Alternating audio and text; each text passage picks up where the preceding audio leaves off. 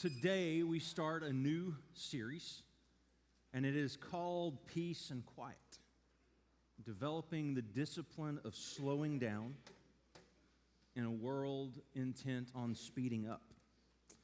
And just a little disclaimer as we get going. I had this fear in this series that I'm probably speaking to about 80% of the room. And so when I was telling Mike Warner that, he said, "Oh, no. It seems like I talk to more and more retired people who are busier than when they were working." And so I might be wrong on that. We might be talking to 100% of the room, and I hope that we are. But regardless, here is the temptation in this series. It will be to compare yourself to everyone else. And I would just simply say that this series is not about everyone else. This series is about you, and it is about me. And so I want to start with something that happened a long time ago. It was an invention, in fact. It was an invention that would change the world, that the way people functioned was now going to be different. It was for the first time a device that would help them to really measure a day. And it was invented in about 300 BC. It was called a sundial. And this invention would revolutionize the world because it would mark for people hours and allow them to have days and weeks. And then another huge invention that came along in 1370 in Cologne, Germany. It was the first city that actually did it. They put a clock tower in the center of the city with an alarm, a bell that would ring every hour on the hour, alerting people to what time it was so that they could get to where they needed to go. One historian says, "Here was man's declaration of insolence. Declaration of insolence from the sun, new proof of his mastery over himself and his surroundings. Only later would it be revealed that he had accomplished this mastery by putting himself under the dominion of a machine with imperious demands all its own." And so now there was a clock that was going to determine where you would be and when that was that you needed to be there. And there would be a bell that rang throughout the city that alerted you, it is time to move. It is time to do something else. And then in 1879, a guy named Thomas Edison invents the light bulb and revolutionized the world because now people could rise before the sun and they could stay up well past the time the sun set. And the reason that this was so revolutionary, prior to 1879 and the invention of the light bulb, the average person in our world slept 11 hours every night. Because at the end of the day, when the sun went down, you would go to sleep. And then you would rise the next morning when the sun came up. And the winters were long and slower days with short days with longer nights. And then the summer was, of course, longer days with more activity and less rest. But there was this rhythm to the world. And then prior to the invention of the light bulb, 11 hours of sleep. Fast forward to the turn of the 20th century, 1900. The average American was getting 9 hours of sleep. So in just 21 years, the invention of the light bulb altered our sleep habits by over 2 hours. Now, fast forward to today. The average American gets 7 hours of sleep a night. A 4-hour shift in just 150 years. Not to mention the invention of so many things in our homes and houses that we take for granted. For instance, you date back 50, 60, 70 years ago. If you wanted your house to be warmer, you would track out into the woods. You would find a tree. You would get an axe. You would cut it down. You would drag it back into your home. You would cut it up. And then you would have fire for the winter. And you would build a fire. Fast forward today, you walk over to a thermostat on your wall and you adjust a dial. Or for many of you, you grab your smartphone, or for some of you, you even tell Alexis to do it for you. Everything became super, super convenient. And then came the car. And with the car, you were able to travel instead of walking across town. Or the time to take public transportation, everyone had access in our country. For the most part, everyone has access. And I would say almost everyone in this room has access to a vehicle or your time of transportation and travel. Now we live in a world with computers and iPads and iPhones where you are virtually connected to the world 24 hours a day, 7 days a week. And it brought this incredible question to mind. With all of the new luxuries, with all of the time-saving devices, where did the time go? See, a Senate subcommittee back in 1967 said by the year 1985, the average American will work 22 hours a week for just 27 weeks a year.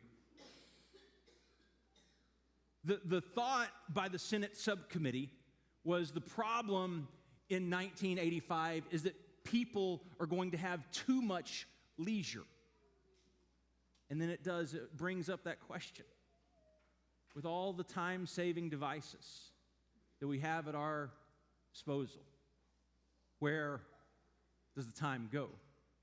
Because my guess is for most of you, you are busier now than you were 15, 20, 30 years ago. But yet we have more devices that are supposed to make us more efficient and help us get more done in shorter time so that we don't have as much going on. And the question that just is so powerful and so important, and it's the premise of this entire series, is this question. What will this new pace of life do to our souls? Because my guess in your running, in your busyness, in your hurried life, you've probably never stopped for just a second to ask that question. What will this new pace of life do to our soul? And in this little brief history, we haven't really come to the most climactic point, which I would say was 2007. And I think when you look back years and years from now in the history books, it will rank right up there with 1440 and Gutenberg's printing press. But 2007 is the year that Steve Jobs stood before a massive crowd and introduced the world to the iPhone. Because this revolutionary device would change the way that everything worked. No longer was it just a portable music player. Now it was a device that you could get emails and text messages and phones and pictures, and you could have the world at your fingertips. But also with 2007 came Facebook and Twitter and the cloud and the App Store, where you could find amazing time-saving devices right there.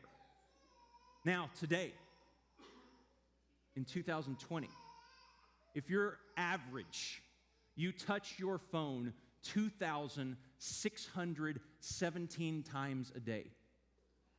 And the average American spends over 3 hours every day on their phone in 26 different sessions that you're picking up your phone, putting it down, picking it up, putting it down. There's actually a device, if you have an iPhone, where you can go to settings and screen time, and it will tell you exactly how much time you spend on your phone and how much time you spend in each application. Seth Godin says this: remember, your phone doesn't actually work for you like we think it does. You pay for it, yes, but it works for a multi-billion-dollar corporation in California, not for you. You're not the customer, you're the product. It is your attention that is for sale, along with your peace of mind. See, if you're like me, you probably spend a large amount of your day with your head buried in something. A phone, an iPad, a computer. And it is wreaking havoc on our soul. And in the time that we do have where we actually slow down, we actually lose because we're lost in cyber world. And I wonder if this new way of life is actually compatible with the way of Jesus. This fast-paced, hyper-connected world, if it's compatible with the way of Jesus. Because you think about the Psalm 23. It's not a fast-paced, fast-moving liturgy. It says, "The Lord is my shepherd. I shall not be in want. He leads me in green pastures. He leads me beside the quiet waters. He lets me lie down in green pastures. He restores my soul." Or you think about the fruits of the Spirit: love, joy, peace, patience, kindness, goodness, faithfulness, gentleness, and self-control. They are not developed at a fast pace. It takes time. Or Jesus' Sermon on the Mount, and specifically the Beatitudes. "Blessed are the poor in spirit, for theirs is the kingdom of heaven. Blessed are those who mourn, for they will be comforted. Blessed are the meek, for they will inherit the earth. Blessed are those who hunger and thirst for righteousness, for they will be filled. Blessed are the merciful, for they will be shown mercy. Blessed are the pure in heart, for they will see God. Blessed are the peacemakers, for they will be called sons of God. And blessed are you who are persecuted because of righteousness." Those do not happen. You don't find the blessing of that in a fast-paced, hurried world. The poet T.S. Eliot, in one of his long sonnets, the Four Quartets, says this: neither plenitude nor vacancy, only a flicker over the strained, time-ridden faces, distracted from distraction by distraction, filled with fancies and empty of meaning.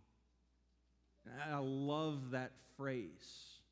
We live in a world where we are distracted by distractions by distraction.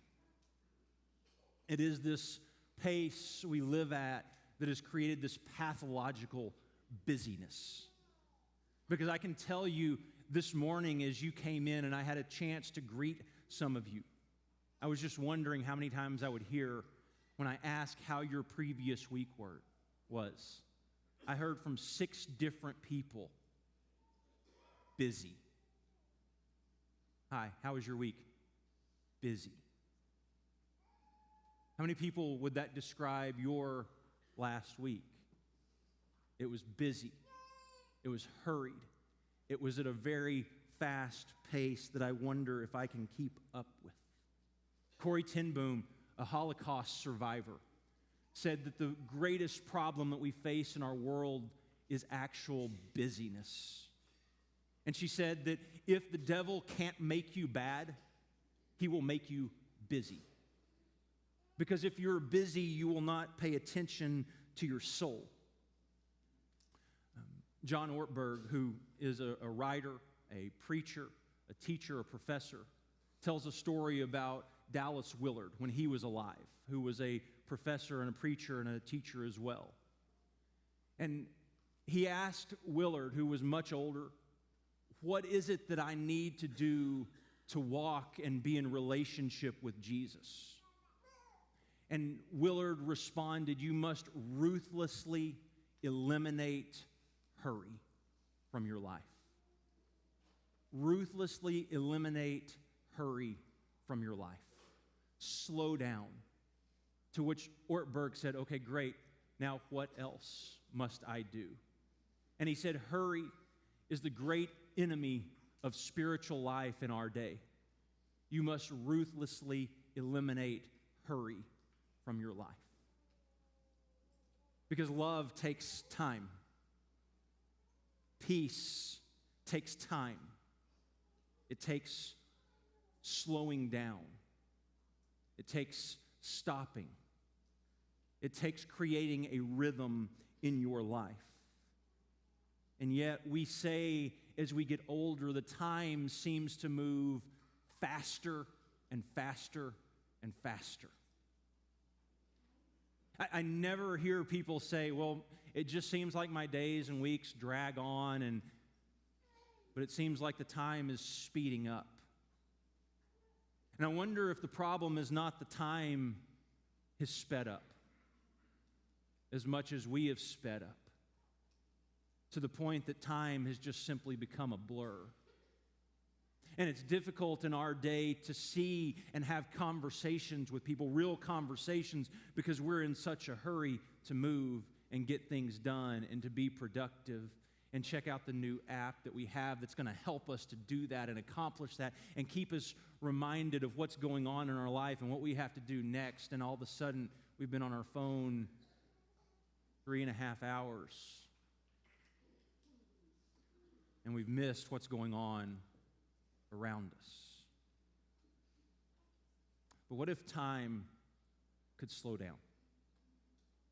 What if there was a way to walk with Jesus at a slower pace and actually allow some of the disciplines that Jesus talks about to seep into your heart and soul and transform your life? See, because as you hear this series, you're probably not going to think, oh, I know exactly what chapter, verse this spiritual discipline is talked about in the Bible. Because I think there are some places, I don't know if Jesus would have said, well, this is a spiritual discipline during his day. It was just the way of life for Jesus in his day.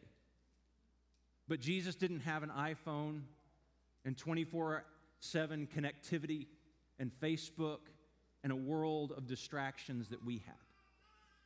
And I would say this is a discipline that we all must develop as we continue to move into the future. Slowing down from our rapid pace of hurry. And simply asking the question, is there a better way to live? And we're going to begin in Exodus chapter 3. And just so you know where we're going, today we're going to talk most of the time about the problem. And then next week we're going to come back and we're going to talk about the solution to the problem more in depth. And then the third week we're going to talk about what it could be like on the other side. If we could somehow find a way to step out of this frantic, fast-paced world for just a little bit and ask God to restore our soul. So Exodus chapter 3, a new Pharaoh has come to power, and he does not know Joseph. Joseph is the one that redeemed and saved the people and led them to basically salvation, giving them food and rest for his brothers and his father. And Joseph has been in command and in charge of Egypt. Joseph has now died. And a new Pharaoh is in command, and he didn't really understand what Joseph did or how much he meant, and in Joseph's world was forgotten. And so, starting in chapter 3, verse 7 or 8, Israel has found themselves as slaves in Egypt. And God speaks to Moses through a burning bush, and in verse 7 he says, the Lord said, I have indeed seen the misery of my people in Egypt. I have heard them crying out because of their slave drivers, and I am concerned about their suffering. So I have come down to rescue them from the hand of the Egyptians, to bring them up out of that land into a good and spacious land, a land flowing with milk and honey. So they find themselves as slaves in this place called Egypt. And what is it that slaves do? Slaves work for their master. And what do slaves do today? They work. What do slaves do tomorrow? They work. And what do slaves do the next day? They work. And when do slaves get a day off? Probably never. They work every day. And they're crying out to God. They're distraught because of the life that they are stuck in. And so God says to them, to Moses, I have seen, I have heard my people crying out. I'm concerned about their suffering. And so I'm going to come down and I'm going to rescue them. I'm going to pull them out of slavery and I'm going to set them free and then I'm going to let them go.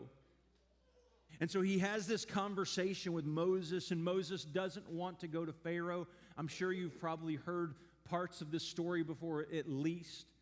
And he does not want to go, and he says, I'm going to send Aaron with you. And so he starts out in chapter 5, verse 1. After Moses and Aaron went to Pharaoh and said, this is what the Lord, the God of Israel, says, let my people go, so they may hold a festival to me in the wilderness. And Pharaoh said, who is the Lord that I should obey him and let Israel go? I do not know the Lord, and I will not let Israel go. So he comes with this really simple request. These people who are trapped and stuck in slavery, I want you to let them go into the wilderness for 3 days. They're going to worship, and then they will come back to their work. Pharaoh says, no. You don't get a break. You don't get to go. I'm not going to let the people go. Then skipping down to verse 5, then Pharaoh said, look at the people of the land are now numerous, and you are stopping them from working. That same day, Pharaoh gave this order to the slave drivers and overseers in charge of the people. You are no longer to supply the people with straw for making bricks. Let them go and gather their own straw, but require them to make the same number of bricks today as the day before. Don't reduce the quota. They are lazy, and that is why they are crying out, let us go and sacrifice to our God. Make the work harder for the people so that they keep working and pay no attention to the lies. So this was Pharaoh's world, and this was Egypt's reality. Work. And then when they asked to leave and to take a break from the work, Pharaoh says, no, they're lazy. I'm going to make the work harder. You could say it like this, in Egypt, Israel's value was bricks. Their worth, their value in the world was what they produced. They were only as good to Pharaoh and to Egypt as what they were able to produce. Work. Produce more bricks. And then Pharaoh comes along and says, well, I'm not going to give you straw. You can go do that yourself. Why? Because the people are lazy. They need to work harder. They need to put in more hours. They need to produce more. Why? Because Pharaoh had something to build for himself. It wasn't just a city. It wasn't just a world where he was in control. He was building his name so that he would be known throughout the world. Work. See, if you're like me, you find incredible value and self-worth in what it is that you produce.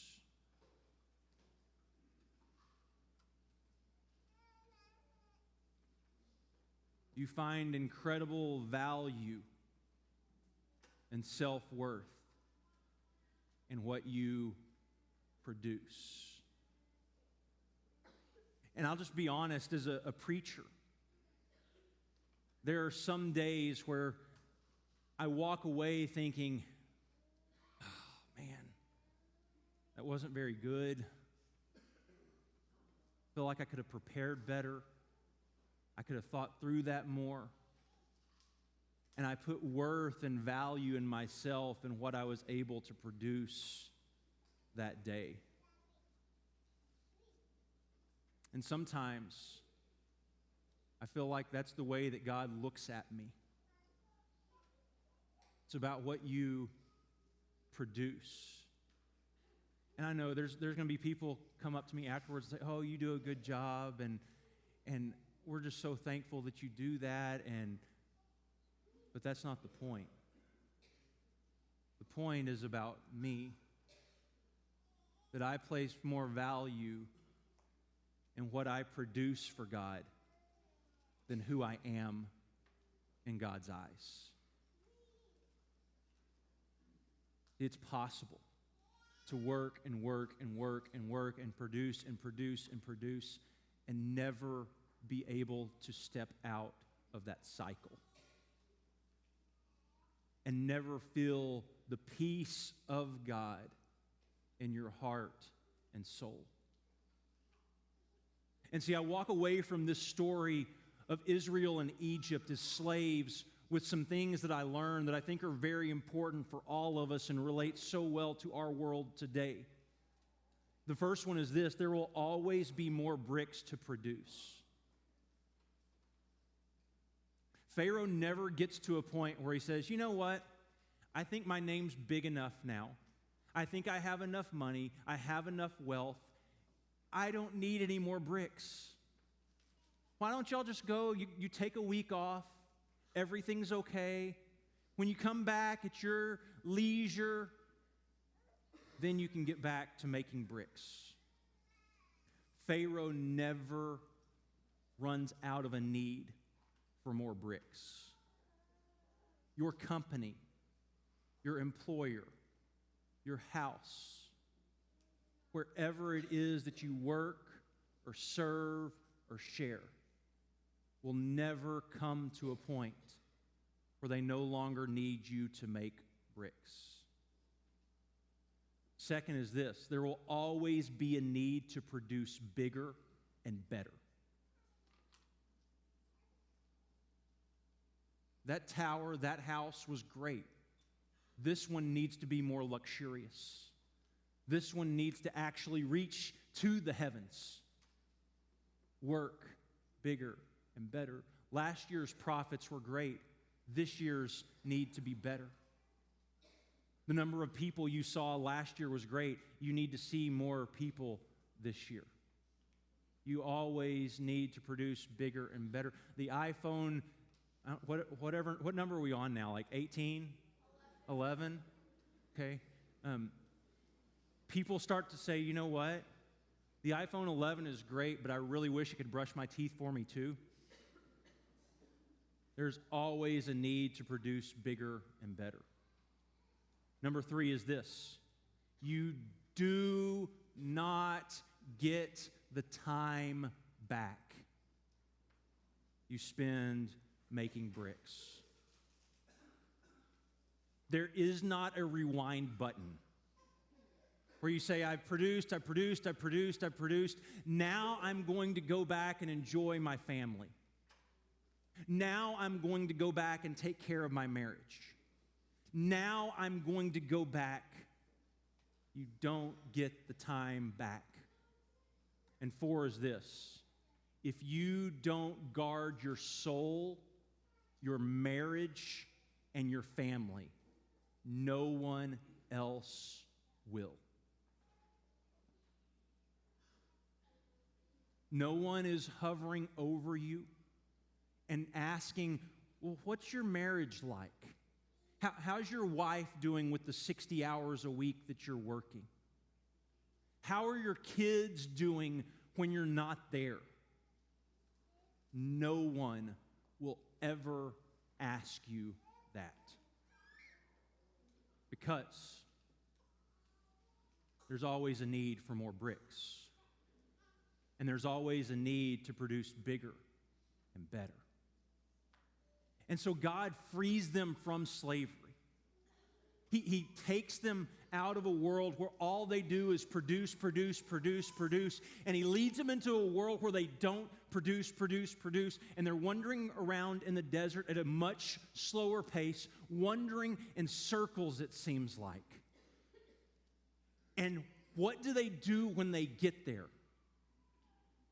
You know, it sure would be nice to go back to Egypt. The people who complain, all we do is make bricks. All we do is work. All we do is produce. Bigger, better, more. Our value's in bricks. They're set free from what they hated and what they complained about for so long. And they get out and there's nothing there and they're disoriented and they start complaining and saying, I wish we could go back and work every day in slavery. Well, I mean, there it was a little bit better because we had something to do every day, and now we're wondering, and we had good meat and some vegetables there, and now we're wandering around, we get manna every day, and so this is kind of bad. And they come to a point where they want to stone Moses, the leader, appoint a new leader, and go back to Egypt to live in slavery. And it blows my mind. How in the world do they come to this place where everything is chaos in their world and they hate it and they're begging for God to set them free from it, and they're depressed and they're angry, and God does set them free, and then they're depressed and they're angry about it and they want to kill Moses and go back? Like they literally want to choose to go back to that world. How in the world do they come to that point where they think, well, this would at least be better if we're back? Maybe we have something to do there. Maybe that would be better. But I think we probably relate to that more than we think we do. Because for some of you, you've been to a doctor, and they said, you know what, you really need to lose some weight. About 20 or 30 pounds would be great. And you go home, and you say, okay, I'm going to do this. And you figure out a diet plan, and you call the health club and say, hey, I'm going to start Monday morning. Can I have a personal trainer? And you start going, and you start eating right, and you start going to the health club, and you're working out, and you go back to your doctor 6 months later, and you step on the scale, and you're down 30 pounds. And your doctor said, this is amazing. You're the first person that's ever listened to me when I said that. This is amazing. Just keep this up, and everything is going to be great. And at first, it's pretty good. And then you're running late to a meeting, and you think, you know what? I don't really have time to go get a salad, so I'm going to run through Whataburger. I'm going to run through McDonald's, but it's just this one time. It's fine. And just in a few short months, what have we done? We've gone back to where we started. And we worked so hard to kind of curb the addiction and the thoughts of the food, and to work out and get in the habit of doing this. And then all of a sudden, it's gone. We went back to Egypt pretty quickly. My guess is, if I were to tell some of you to slow down, you'll do it for just a little bit. But pretty quickly, we're going to move right back into our frantic pace of life. And I would imagine that you do it without thinking about it. That if you put away your phone or your computer for a little while, that it's great. And you start watching the amount of time you spend on it, it's going to go down. But inevitably, you're probably going to come back to it. So I heard an interesting study that was done. Back in the 60s, 70s, and 80s, when casinos were really trying to popularize slot machines, they hired a group of cognitive psychologists that began to research the stimulus response ratio of slot machine pulls in customers. So in other words, a person goes and they sit down in a slot machine, they pull the lever. What the cognitive psychologists wanted to know was how many times will they pull the lever and not get a response, not get a win, and then stay there and continue to pull it. What's the correct ratio of stimulus to response? So we'll pull 16 times, but if we don't win something, we're going to get up and leave. And so they tracked brain activity to figure out what it was. And if you're wondering if it worked or not, last year in our country, slot machines made more money than all of Major League Baseball and the film industry combined. Why does that matter? The same groups of cognitive psychologists that were hired to research this at casinos were hired by Apple and by Facebook because they wanted to know what they needed to do to keep you glued to your phone. And if we release this post to 16 of your friends right now, and you get 4 likes, and then we re-release it to another 16 friends 45 minutes later, and you get 15 likes, and we release it again, and you get 6 more likes, that you're going to keep coming back to your phone because the stimulus response time is measured to a T. And that is built into our world. For some of you, my guess is if you were to look at your screen time, it would blow your mind. Because for most people in here, I'm going to say, I'm not on my phone that much. But what we do is we do 15 minutes here, 15 minutes here, and 10 minutes here, and 30 minutes here, and all of a sudden our day is eaten up. See, what's crazy is you take the 3 hours and 10 minutes the average American spends on their phone in a day. If you were to take 1/3 of that time, you could read the entire Bible through 4 times in a year.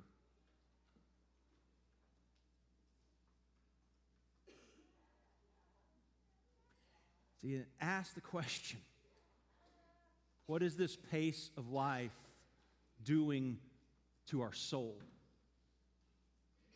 And we hear God talk to Israel and Egypt and say, I've heard you crying out, I'm concerned. And I wonder if God's message to us might be something similar.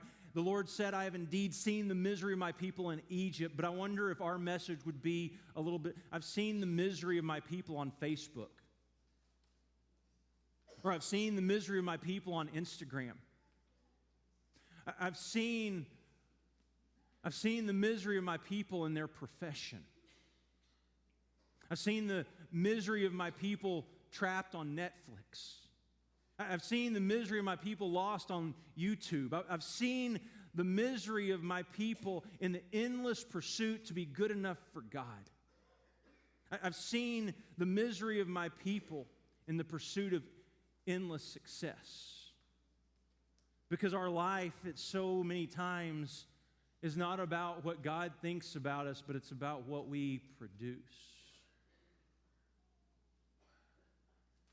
Seeing the misery of my people trapped in debt.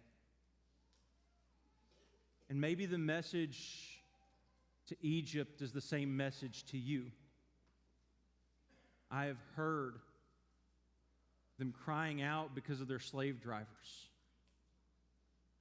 And I'm concerned about their suffering.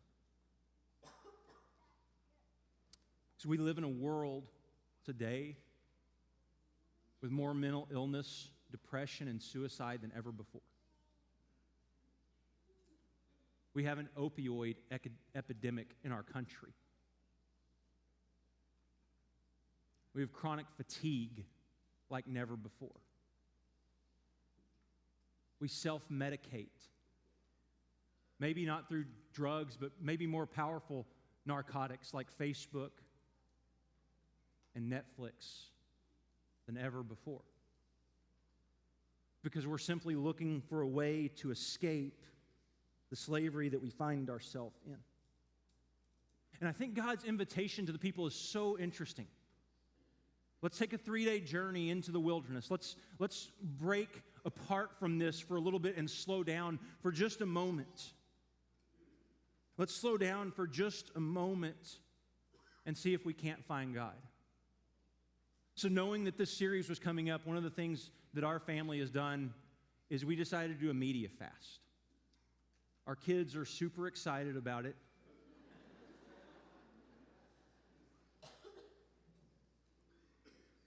But we have not turned on the TV. We canceled Netflix.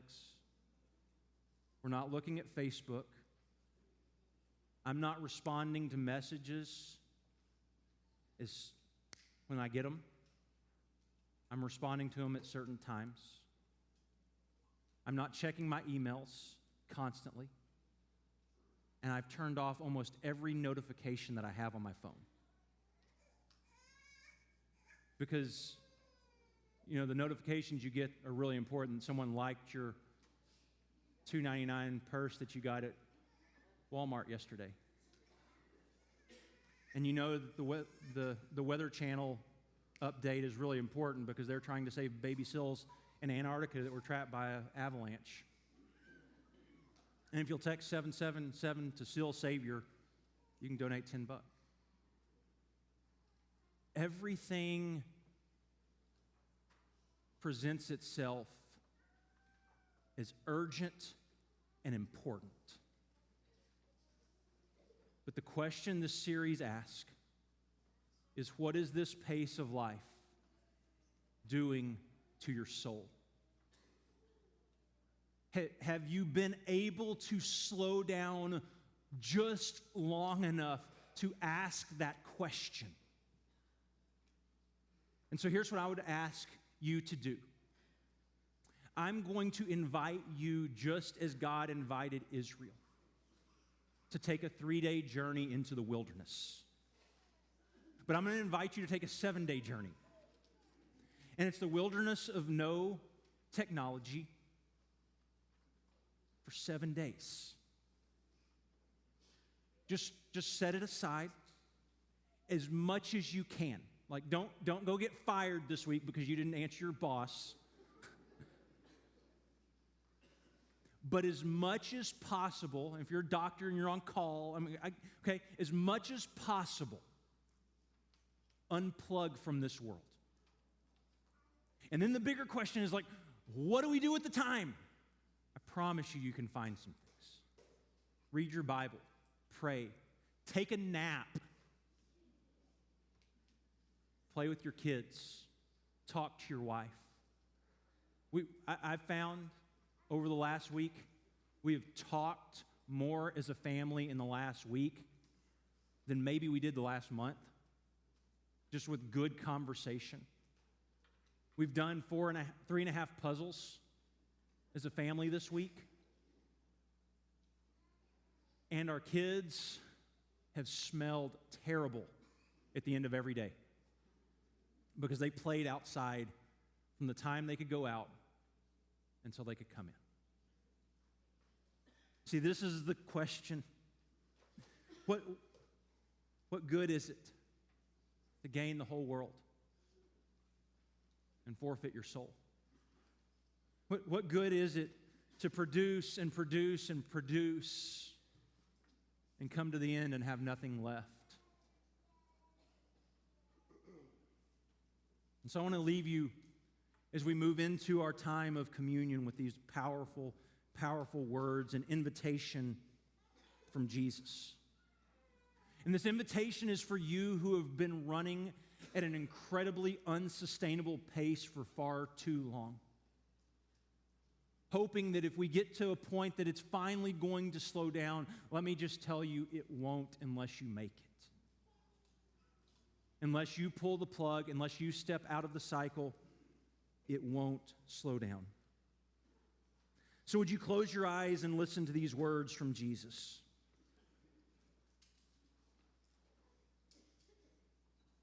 Come to me, all you who are weary and burdened, and I will give you rest. Take my yoke upon you and learn from me, for I am gentle and humble in heart, and you will find rest for your souls. For my yoke is easy, and my burden is light.